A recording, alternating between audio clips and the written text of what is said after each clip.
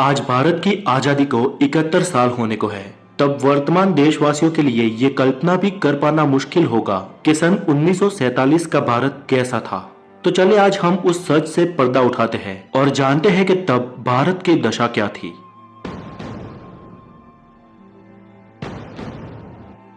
साक्षरता की बात करें तो आजादी के वक्त पूरे अखंड भारत में सिर्फ 12% लोग ही पढ़ और लिख सकते थे। पूरे देश में कुल 5000 हाई स्कूल थी, 600 कॉलेज और 25 यूनिवर्सिटीज थी। चले इसे थोड़ा सलीके से मुद्दे के मुताबिक समझते हैं। 1947 में भारतीय रेलवे 16 अप्रैल 1853 के दिन भारत में पहली बार मुंबई के बोरी बंदर से थाने के बीच 20 डब्बों वाली ट्रेन चली। इस सफर में महज 33 किलोमीटर के अंतर को काटने के लिए 3 स्टीम इंजन लगाए हुए थे। फिर भी सफर को तय करने में ट्रेन को पूरे 75 मिनट लगे। धीरे धीरे तकनीकी सुधार होते रहे और जब अंग्रेज भारत छोड़कर गए तब पाकिस्तान और बांग्लादेश को मिलाकर पूरे देश की रेलवे लाइन 65,185 किलोमीटर लंबी थी।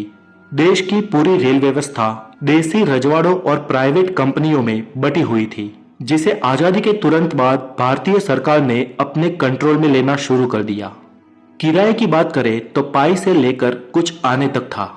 1947 में बॉम्बे में कुल 204 ट्रेनें दौड़ती थी। बॉम्बे शहर की आबादी तब 16 लाख हुआ करती थी, पर उस वक्त बॉम्बे की सीमा सिर्फ अंधेरी तक ही थी। अंधेरी के बाद का इलाका जोगेश्वरी आउट ऑफ बॉम्बे में गिना जाता था। सन 1947 में भारतीय मोटर गाड़ी।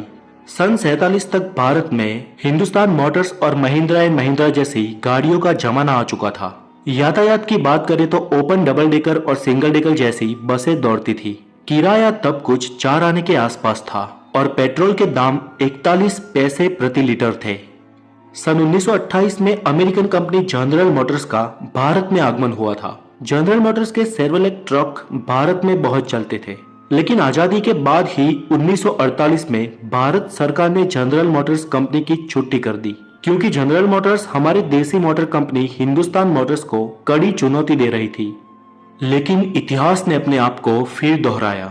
50 साल बाद हिंदुस्तान मोटर्स ने ओपेल कार बनाने के लिए उसी जनरल मोटर्स के साथ मिलकर वडोदरा के पास फैक्ट्री डाली।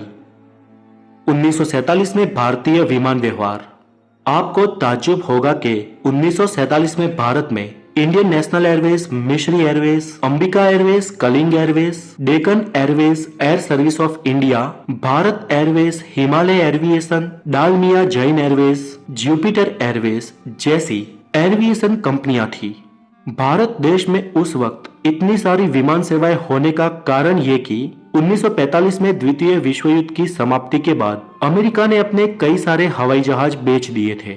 कुछ धनिक भारतीयों ने उन्हें खरीदकर एयरलाइंस का बिजनेस शुरू कर दिया। कंपटीशन इतनी तगड़ी हुई कि ज्यादातर एयरलाइंस घाटे में आ गई।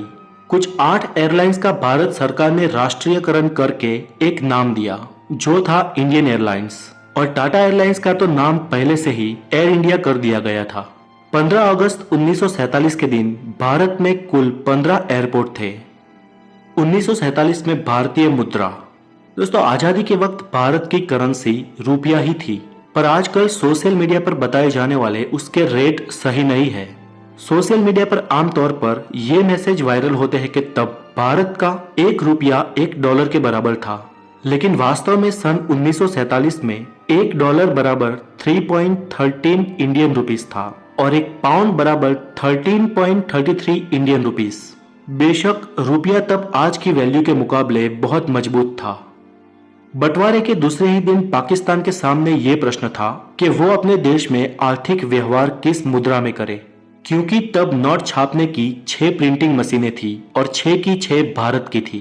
इसलिए पाकिस्तान ने परमिशन लेकर भारत के ही नोट पर हुक्म पाकिस्तान लिखकर अपना काम चलाया। सन 1947 में चीजों के दाम।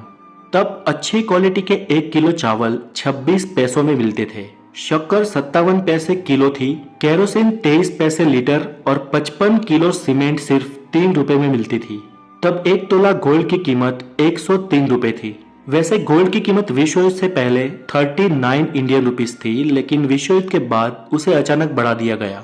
इसलिए ये कीमत उस वक्त के लोगों को बहुत अधिक लग रही थी, और लगती भी क्यों ना, तब लोगों की आय भी तो बहुत कम थी। उस वक्त भारतीयों की एवरेज इनकम सालाना, आई रिपीट सालाना 265 रुपए थी। इतनी कम इनकम होने के कारण ज्यादातर लोग महंगाई कम होने के बावजूद भी उतने मजे नहीं ले सकते थे और आज के दौर में हम अधिक महंगाई में भी मजे मार रहे हैं। टेक्नोलॉजी के क्षेत्र में वॉशिंग मशीन, मिक्सचर, घरेलू fridge, computer, mobile, internet, tape recorders जैसे 160 किस्म के जीवन जरूरी आविष्कार उस वक्त ना होने के कारण तब की जीवन शैली आज के दौर से बहुत निम्न थी। 1947 में भारतीय सिनेमा आजादी के साल ही भारतीय प्रोड्यूसर्स ने कुल 283 फिल्में बनाई थी और ऑन एवरेज एक फिल्म 1.5 लाख रुपए के खर्च से बनी थी। बंटवारे के बाद भारत में कुल थिएटर्स की संख्या 1384 थी, जबकि अलग हुए पाकिस्तान में कुल 117 थिएटर्स थे। तो दोस्तों, हमारे पुरखों ने जिए उस दौर की बातें आपको कैसी लगी हमें कमेंट बॉक्स में जरूर बताएं।